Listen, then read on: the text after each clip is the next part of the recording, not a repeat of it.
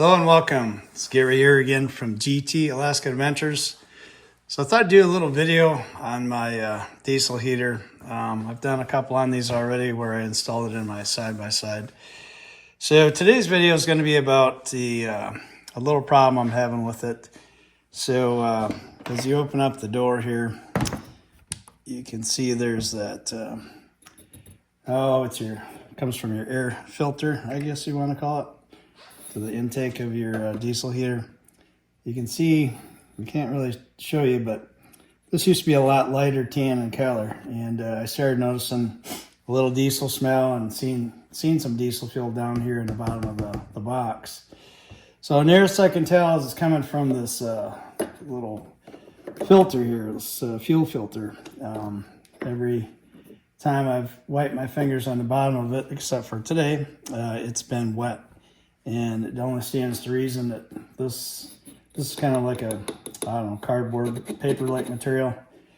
And I mean, it's gotten saturated with diesel fuel. So anyhow, my light just died. So I looked all over on YouTube trying to find a video about, someone that had a similar problem. And well, first off, it's not something I think I really need instructions on how to do, nor do you, but I thought it would be information that might be of some value to you if you have this problem.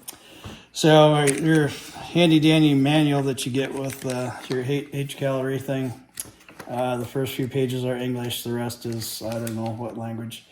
But I looked high and low in there to see if there was something about which type of fuel filter to replacement part, and I couldn't find anything in there. So I'll put a link for these in the description.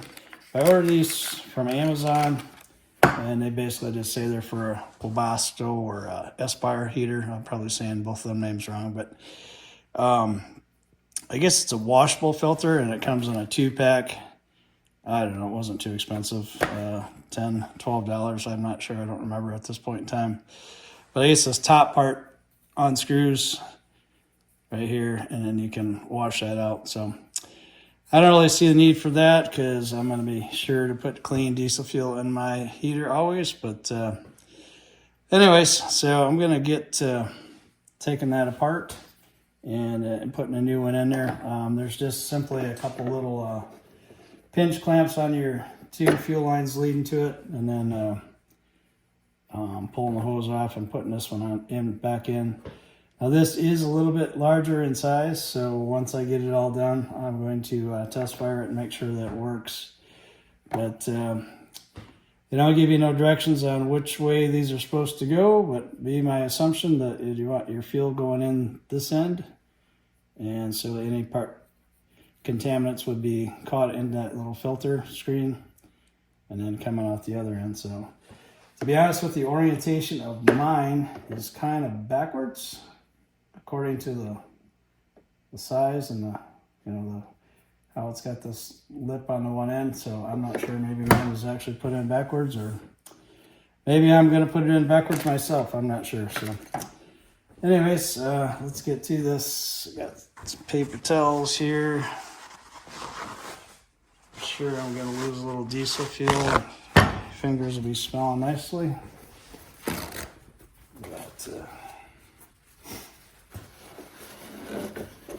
That foam you're seeing there is nothing more than I wrapped some of that foam stuff around that fuel pump to try to silence it a little bit. Seemed to help a little bit, but say I just pinch your clamps, slide them on back, and then hopefully these will come right off.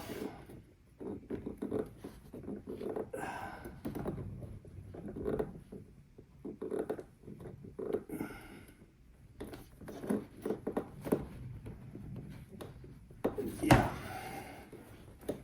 easier said than done. All right, well, I'm gonna pause for a minute. We'll get a pair of pliers. Okay, well, we got the one end off, the end leading to the fuel pump, and I'd suggest you take that end off first. I guess it don't really matter, but One thing that I am going to do here, I probably won't be able to do it on camera, but I'm going to wrap a paper towel around the line from your tank because I still have some fuel in my tank. And I'm going to take a pair of needle nose here and just pinch that line off. There are special pliers out there for pinching off fuel lines, but I don't own any of them, so I'm going to get that clamped off because I don't want to get a bath in diesel.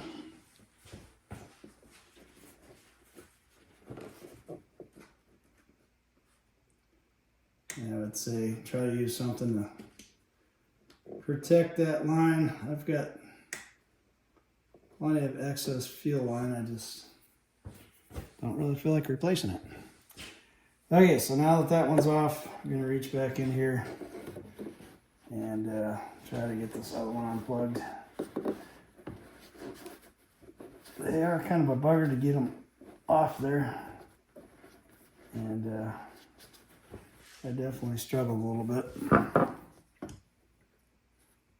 Doesn't help matters when your hands get all full of slippery diesel fuel.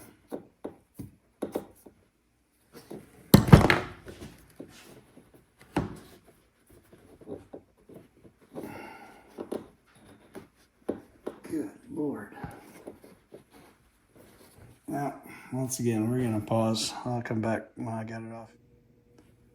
Okay, so we got the old filter out of there, and yeah, by now some of you are probably laughing, but I read a couple different things online because I got to thinking about the orientation of this fuel filter, and so I'll include a little picture here right about now.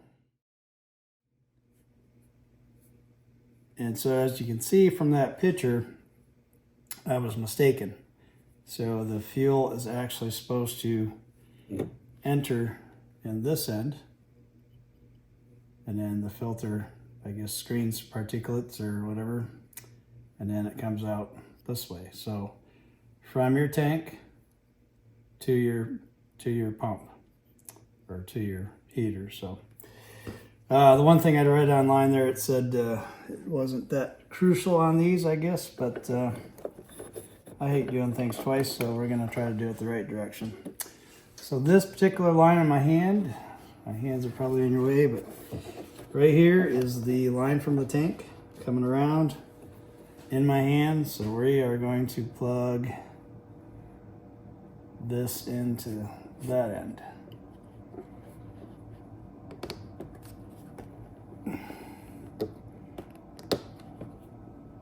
These filters are a little longer. If somebody found the right exact replacement, please leave me a comment. Send me the information, and maybe I can pick one up if I need one at some point. But I don't think I'm going to, as long as these ones don't leak.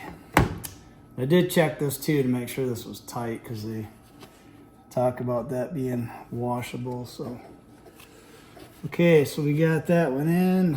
I seem to have lost the other line. There it is. Handy dandy insulator is in the way.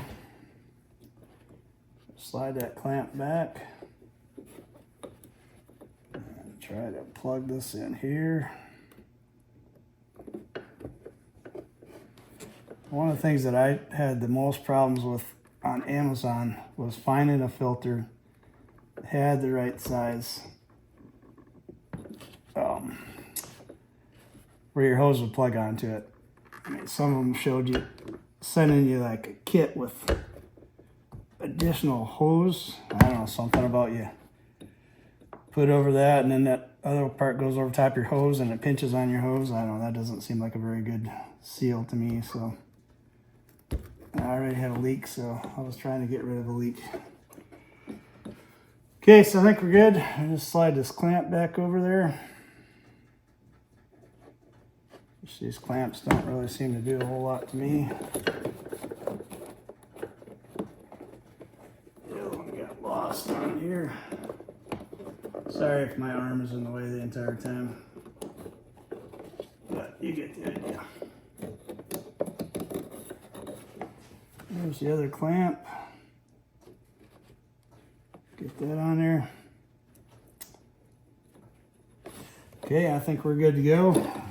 Do a little cleanup and get my battery over here, and we'll see about firing it off and see if I got any leaks. So stay tuned. So folks, we're gonna get ready here and fire off this diesel heater. I got my battery hooked up to it, and let's see if that filter is going to do the deal. One thing I'd like to reach out to those of you who watch my videos, and maybe watch the other two diesel heater ones I have about the installation of my side-by-side. This is what I'm using. It's a deep cycle battery, just a Walmart battery. I don't use it for my trolling motor, but lots of amp hours, I guess you could say. 122 there. I have no idea how long it's going to last on this diesel heater, or how long it would actually run off of that. I've so far probably run it at least a minimum of probably 15 hours, you know, not continuous, just without charging it. So I'm curious if you would leave me some comments if you have a similar unit and you're using one of those power stations, I guess, or power packs. I'm not sure what you call them, Jackeries, you name it. There's all kinds of brands out there, Blue Eddies. Leave me a comment and let me know what you're using and the reasons why. I have read some stuff, watched some YouTube videos where I guess some of them don't have enough power to ignite the glow plug, whatnot. So this summer we're going to be doing some new kind of way of camping. We bought one of those rooftop tent campers, and so I'm thinking I'm going to use this heater to warm that tent up on the chillier nights. So I'm kind of looking at purchasing one of those. So if you have some information and you would be willing to leave a comment and share that with me, I would definitely love reading that comment. So okay, we're going to get this thing fired up.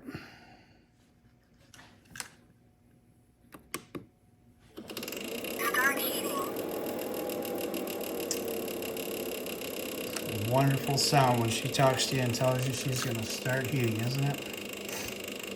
Alright, so we're looking for some fuel on that pump, or filter rather.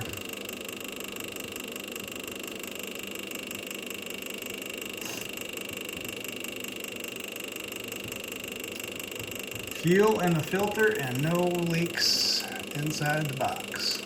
Life would be good.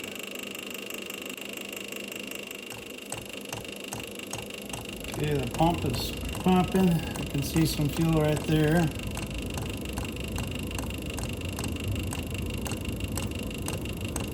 Like that filter starting to fill up full of fluid. This thing's making a rattle noise. I think it's coming from right here.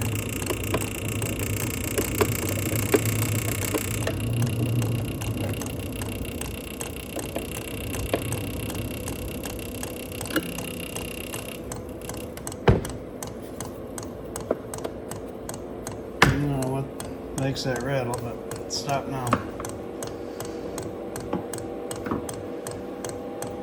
Not sure if it's gonna fire or not. Might take a couple times, but you can see some fluid in there.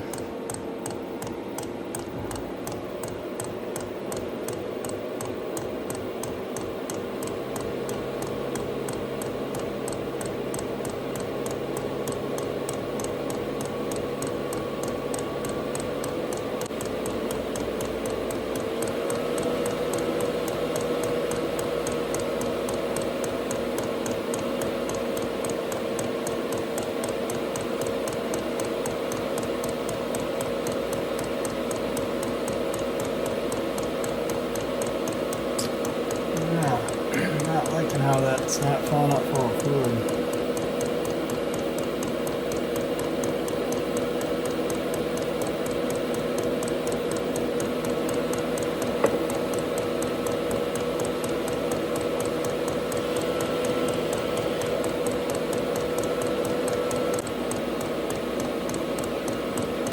Slowly getting a little fuller.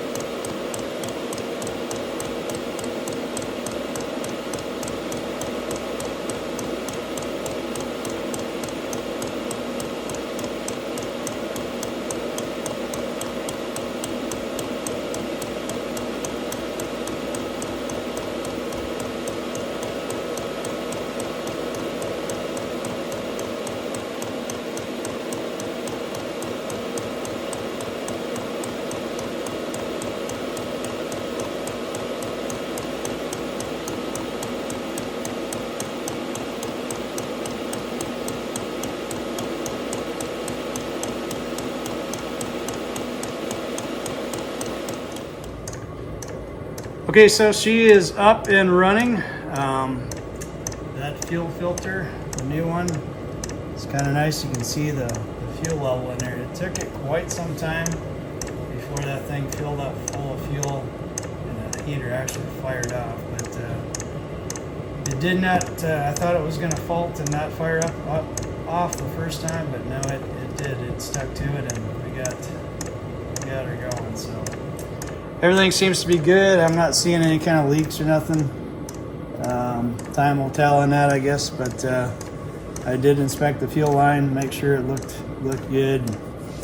And if I have to, I can replace the fuel line, but I can't see where that was the problem. It's a brand new heater, right out of the box, and it was pretty much leaking the second time I used it. So once again, this is your existing fuel filter that it comes with. There's no part number on there that I've seen. Nothing in the book of a fuel replacement part. So these, I'll leave the information in the description. These are purchased from Amazon. I'm not even gonna attempt to pronounce that name there. Made in China. That says it all right there for you. But anyways, I think it'll work. I'm not even really certain that you really need a filter on there. I would be almost inclined to just bypass it and hook it up direct, because I'm not going to dump dirt in the fuel, I guess, but you never know. Kids might play with it someday, or the cap should come off or something, who knows. But anyways, hopefully today's video was informative for you. If you like today's video, give me a thumbs up. If you haven't yet subscribed and you are so interested, I would love to have you as a subscriber, so please consider doing so. And once again, thank you so much for coming along today, and have a great day.